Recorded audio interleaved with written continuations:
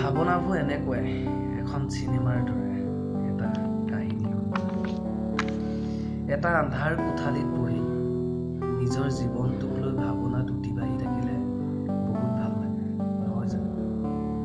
মই জীৱনত গায়ক হ'ম, মই জীৱনত প্ৰফেচাৰ হ'ম, মই জীৱনত ডাক্তৰ হ'ম আৰু বহুত। তেতিয়া ভাৱনাবোৰ বহুত দূৰলৈ গুচি যায়, চিনেমাৰ দৰে হৈ পৰে এটা কাহিনী। এনে লাগে যেন মই সফল হ'ম, মই জীৱনৰ পথ বিচাৰি পাম। মই ভবাৰ দৰে হৈ গ'ল ভাৱনাবোৰ সহজ হৈ পৰে।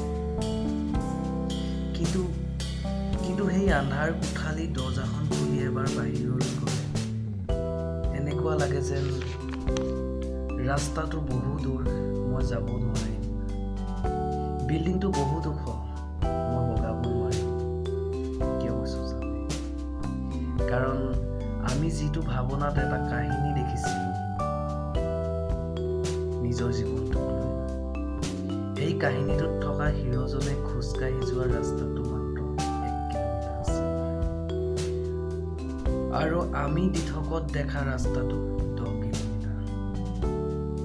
কাৰণ সেয়া সম্ভৱ মাত্ৰ ভাৱনাতে আৰু এখন চিনেমাতে। সেইবাবে আমি